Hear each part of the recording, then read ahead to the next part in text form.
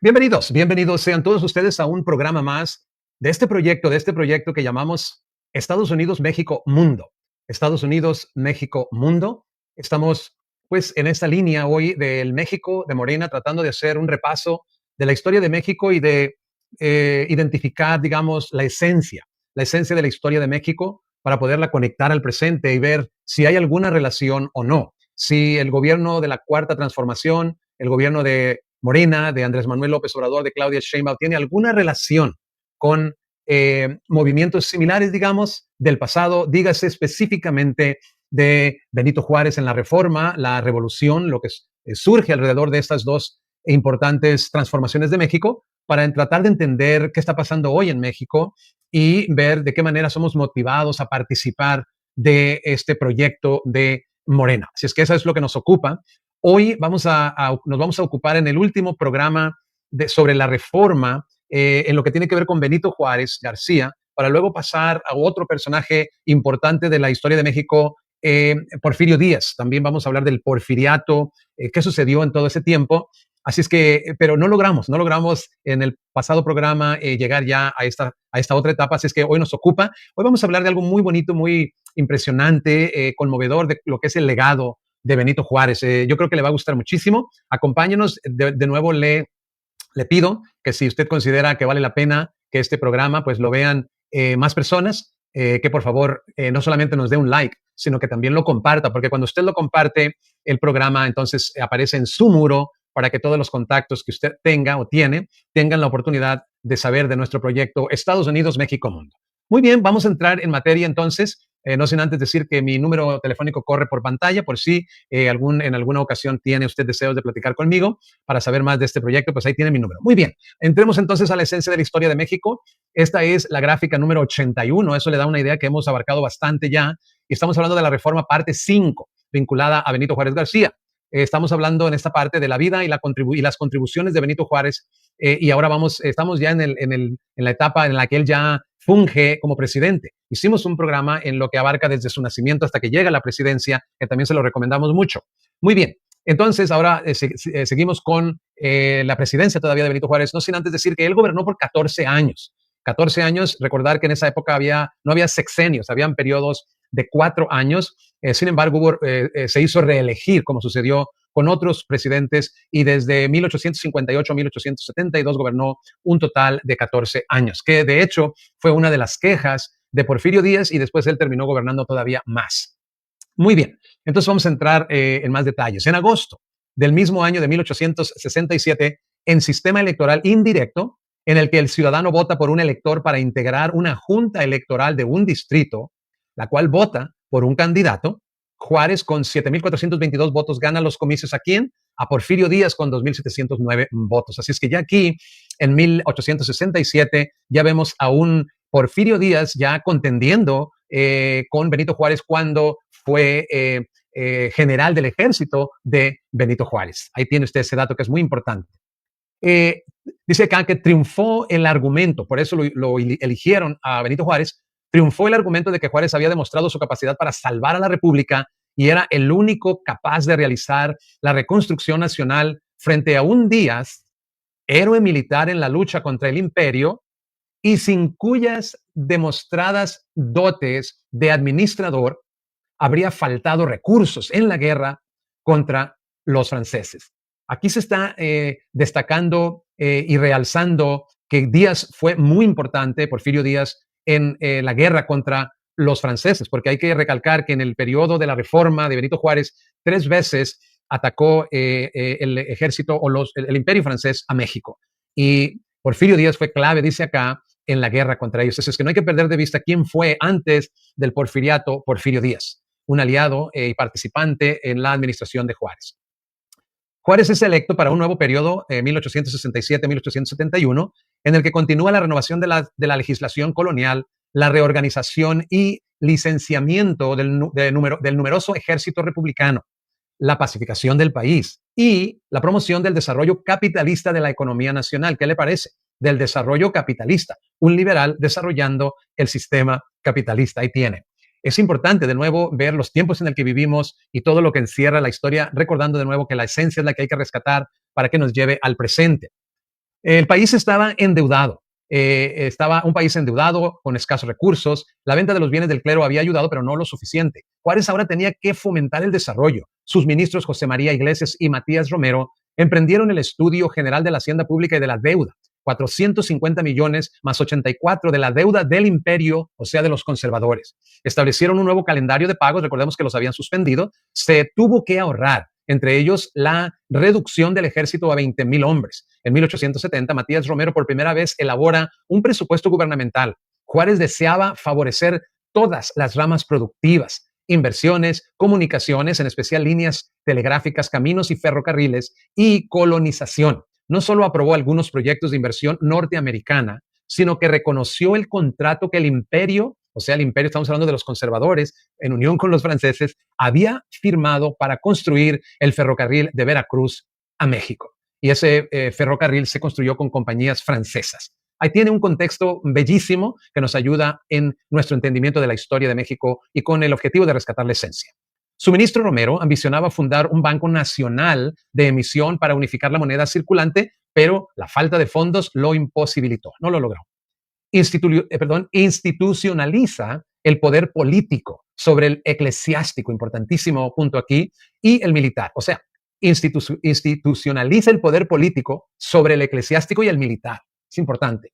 El Ejecutivo adquiere el poder de veto, no tenía antes, frente a los otros poderes, y la facultad de convocar a elecciones. En enero de 1868, ante el Cuarto Congreso Constitucional, Juárez reitera, cita, México ha restaurado completamente su independencia y ha restaurado el orden constitucional que asegura esa libertad y garantiza todos los derechos. No empeña el triunfo de México ninguna transacción y no ha comprado la paz a costa de vergonzosos compromisos ni de humillantes concesiones. Este resultado es obra del pueblo que no se dejó seducir ni intimidar. Volvemos a lo mismo. Esencia de la historia y esencia de los liberales, que todo esto va a jugar un papel en cómo entendemos la gestión de Andrés Manuel López Obrador y de Claudia. Importantísimo que nos llevemos esta esencia al presente. Muy bien, seguimos. Juárez promueve la restauración del Senado para un mayor equilibrio entre el Ejecutivo, promueve la restauración del Senado para un mayor equilibrio entre el Ejecutivo y la Cámara de Diputados. O sea que aún en Estados Unidos el Congreso tiene cierto nivel, digamos, un poco más alto que la Cámara de Diputados. Algunas cosas liderea el Senado. Reorganiza la administración pública. Reorganiza la administración pública, es decir, los gastos. Aumenta la recaudación de impuestos. Reduce el déficit crónico de la hacienda pública y el aparato burocrático. Renegocia la deuda pública. Todo esto está haciendo Benito Juárez una vez que sale de esos líos de guerras contra el ejército francés. El Estado asume la responsabilidad de educar en forma laica y gratuita a toda la población, por lo que generaliza la escuela primaria laica, funda la Escuela Nacional Preparatoria, transforma la Academia de San Carlos en la Escuela Nacional de Bellas Artes y para fomentar la música, otorga el edificio de la antigua y clausurada universidad a la Sociedad Filarmónica. ¿Qué les parece todas las acciones de Benito Juárez? Impresionante. En materia de comunicaciones, inaugura el ferrocarril Veracruz-Puebla, lo cual genera empleo, ingresos y, sobre todo, progreso. Intenta castellanizar a los indígenas para integrarlos a la vida nacional. Reprime algunas rebeliones de campesinos desalojados por los nuevos dueños de las tierras que antes poseía el clero, ya que para los liberales la propiedad particular debía imponerse sobre la propiedad de las corporaciones y de las comunidades indígenas. Lo que sigue es importante. Por esto último, ha sido muy criticado por no objetar las leyes que afectaban los bienes comunales, a saber, de los indígenas. Ahí tiene ese detalle que también es muy importante. El problema más difícil de Juárez fue la división de los liberales. Se dividieron en juaristas, lerdistas y porfiristas por sus reelecciones, o sea, las de Juárez. Su civilismo provoca rebeliones militares como la de los generales González Ortega y Miguel Negrete. Seguía teniendo sus dificultades Benito Juárez. Mantiene la libertad de prensa a pesar de que él y sus ministros son víctimas de artículos y caricaturas satíricas. En 1870 decreta amplia amnistía que permite el regreso al país hasta de su enemigo jurado, el arzobispo Pelagio Labastida. Reconoce los compromisos de Maximiliano, imagínese usted, respecto al ferrocarril México-Veracruz y el Banco de Londres, México y Sudamérica. Seguro de que Porfirio Díaz derrotaría a Lerdo de Tejada en las elecciones presidenciales, esto ya hacia el final de, digamos, también la vida de Juárez, Juárez accede a su última reelección en 1871 para cerrar el paso a los militares y mantener el civilismo. Él aceptó que esa sería la última reelección porque sabía que Porfirio Díaz iba a ser presidente, iba a traer obviamente esos cambios en los que él no estaba de acuerdo. Juárez gana las elecciones y la legislatura, convertida en colegio electoral, lo declara presidente. Recordemos que en lo que hoy tenemos en el año 2025 y pocos antes se estableció lo que llamamos el famoso INE, que es un cuerpo independiente que maneja todo lo que tiene que ver con elecciones. Antes de ese cuerpo, de esa entidad, había una serie de procesos distintos. Acá, por eso dice que, dice acá, Juárez gana las elecciones y la legislatura, convertida en colegio electoral, lo declara presidente.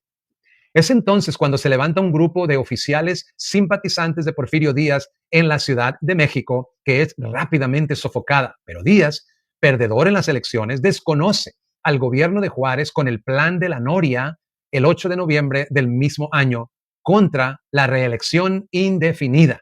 Ese fue su lema de campaña, digamos, de Porfirio Díaz. El 8 de julio de 1872 a las 11:30 de la noche muere en el ejercicio del poder el presidente Benito Juárez García por angina de pecho. Comenzó a sentirse mal 2 días antes, sufrió algunas crisis, pero siguió atendiendo asuntos de Estado. Recibió al ministro de Relaciones y al de la Guerra horas antes de su fallecimiento. Aquí está este dato, pues, donde en 1872 muere Benito Juárez García.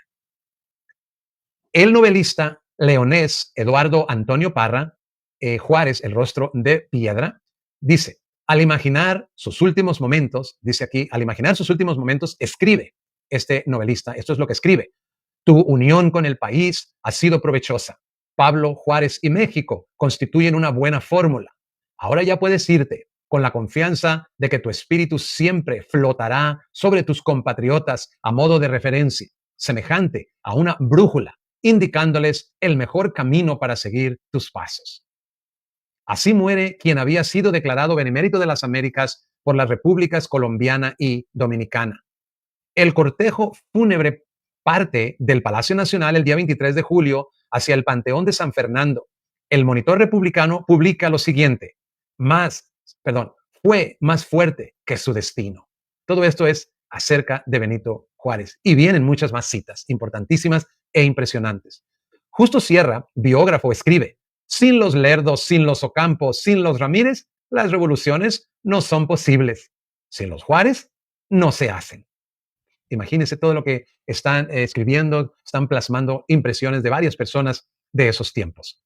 Porfirio Díaz, su principal opositor, devela en 1891 una estatua de Benito Juárez en Palacio Nacional con la leyenda: los cañones quitados en 1860 por el ejército liberal a las tropas del Partido Conservador en las batallas de Silao y Calpulalpan, y fragmentos de los proyectiles disparados por la artillería francesa contra Puebla de Zaragoza durante el sitio de 1863 dieron el metal con el que se fundió esta estatua.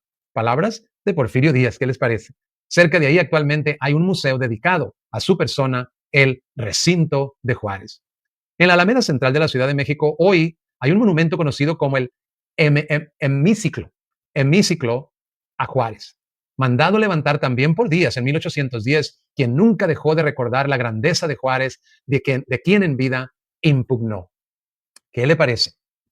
A más de 2 siglos de su nacimiento, su legado sigue siendo guía para los buenos mexicanos. Para Andrés Enestrosa, él escribe, con Juárez, los niños indios de todo el mundo, los huérfanos de la tierra, los esclavos, los negados de la razón y del alma, ya saben que de nada se puede llegar a todo, que la acción que la acción vence al destino. Ah, qué línea tan bonita. La acción vence al destino. Que el amor vence a la justicia y la independencia a la libertad y la patria obra milagros. Voy a volver a leer todo esto. Que la acción vence al destino, que el amor a la justicia, a la independencia, a la libertad y la patria obra milagros. Tengo que volverlo a leer, no lo he leído bien. Es importante esta línea. Entonces, vamos.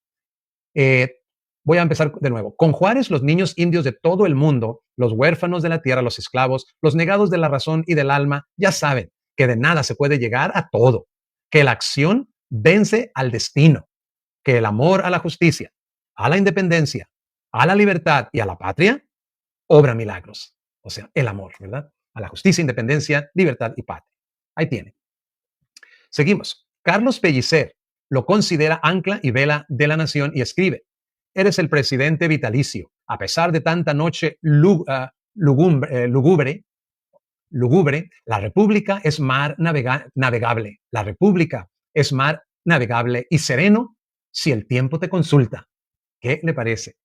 Guillermo Argüello, en Medio siglo de vida independiente, escribe: Juárez ejerció el poder en horas de emergencia nacional, encarnando la legalidad y la moralidad.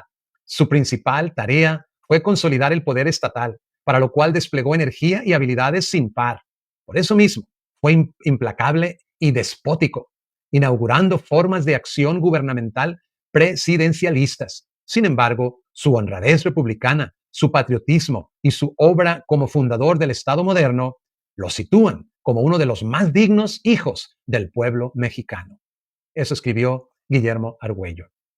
Concluye Patricia Galeana en Juárez en la historia de México: fuera de maquineísmos, otra vez, fuera de maniqueísmos y posturas iconoclastas, y otra vez, iconoclastas, posturas iconoclastas, Juárez fue decisivo en la historia de México.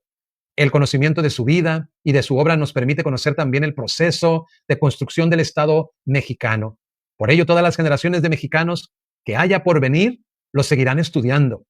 Es de desearse que lo hagan con la objetividad que permite valorar sus aciertos, a la vez que identificar sus errores, con probidad histórica, para esclarecer y no para confundir. Juárez fue un pensador profundo. He aquí algunos de los pensamientos del más destacado político mexicano de todos los tiempos.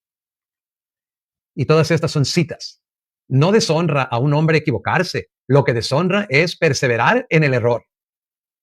Mi deber es no atender a los que solo representan el deseo de un corto número de personas, sino a la voluntad nacional. El primer gobernante de una sociedad no debe tener más bandera que la ley.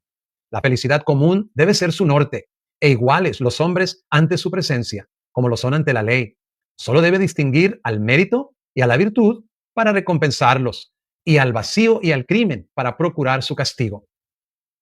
Hay energía para cumplir la ley. Perdón, haya energía para cumplir la ley. Esto bastará para que la nación se salve y sea feliz. ¿Qué les parece?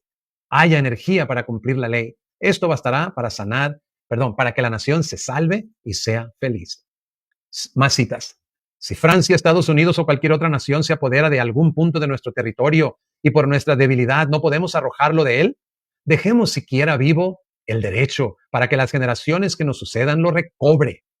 Malo sería dejarnos desarmar por una fuerza superior, pero sería pésimo desarmar a nuestros hijos privándoles de un buen derecho que más valientes, privándolos de un buen derecho que más valientes, más patriotas y sufridos que nosotros lo harán valer y sabrán reivindicarlo algún día.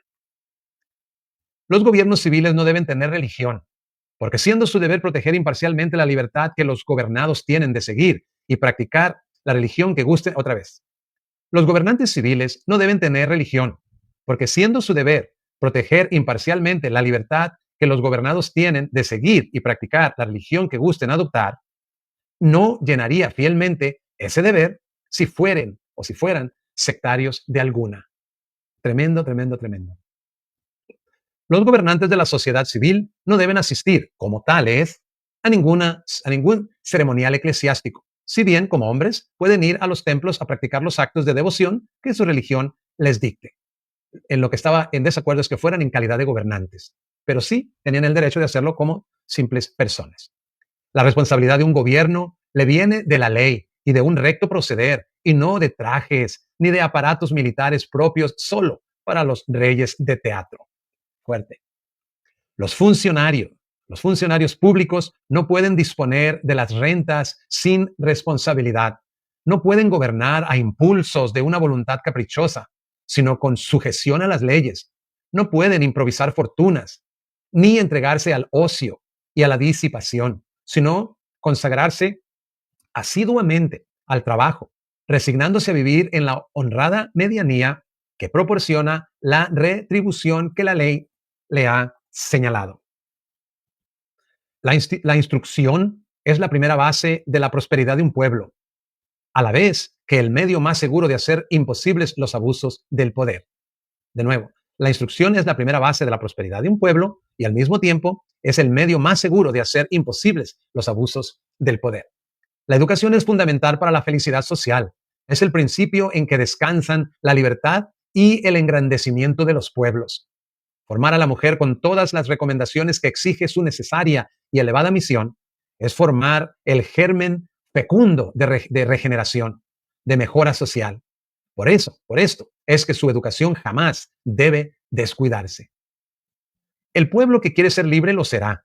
Hidalgo enseñó que el poder de los reyes es demasiado débil cuando gobiernan contra la voluntad de los pueblos. No reconozco fuente de poder más pura que la opinión pública. Con el pueblo todo, sin el pueblo nada.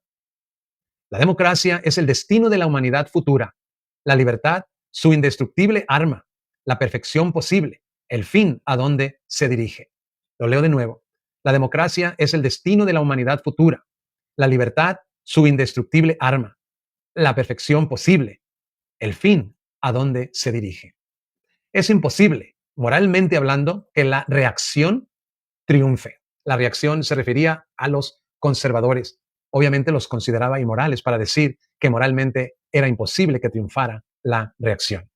No hay más, no hay más arbitrio, por lo visto, que seguir la lucha con lo que tenemos, con lo que podamos y hasta donde podamos. Contra la patria nunca tendremos razón. Nunca me he hecho ilusiones respecto al auxilio que pueda darnos Estados Unidos. Yo sé que los ricos y poderosos ni sienten ni menos procuran remediar las desgracias de los pobres. Aquellos se temen y se respetan y no son capaces de romper lanzas por las querellas de los débiles. De nuevo, aquellos se temen y se respetan y no son capaces de romper lanzas por las querellas de los débiles, ni por las injusticias que sobre ellos se ejerzan. Este es y este ha sido el mundo. Los mexicanos, en vez de quejarse, deben redoblar sus esfuerzos para librarse de sus tiranos. ¿Qué les parece todas estas citas de Benito Juárez García? Todo lo que México todo lo que México no haga por sí mismo para ser libre, no debe esperar, ni conviene que espere que otros gobiernos u otras naciones hagan por él. Tremendo. Más citas. El principio de no intervención, esto se refiere a otros países, es una de las primeras obligaciones de los gobiernos. Es el respeto debido a la libertad de los pueblos y a los derechos de las naciones. Entre los individuos como entre las naciones, el respeto al derecho ajeno es la paz. Quisiera que se me juzgara, no por mis dichos, sino por mis hechos. Mis dichos son mis hechos. En política, la línea recta es la más corta. Nada con la fuerza, todo con el derecho y la razón.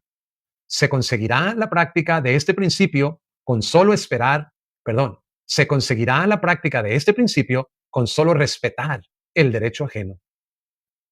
Es dado al hombre atacar los derechos ajenos, apoderarse de sus bienes, atentar contra la vida de los que defienden su nacionalidad, hacer de sus virtudes un crimen y de los vicios propios una virtud. Pero hay una cosa que está fuera del alcance de la perversidad y es que el fallo tremendo de la historia, y es el fallo tremendo de la historia. Ella nos juzgará. Y aquí terminamos dándole mucho crédito, todo el crédito, porque casi todo el material sobre Juárez vino de Doralicia Carmona en Memoria Política de México, encontrado en sitio de internet. Mucho crédito y muchas gracias a Doralicia Carmona. Todo el crédito para ella. Terminamos pues este programa. Seguiremos ya con Porfirio Díaz, con el Porfiriato en el próximo programa. No olvide acompañarnos. Los vamos a estar esperando y también pidiéndole que nos ayude a compartir estos programas para que aparezca en su muro. Muchas gracias y hasta pronto.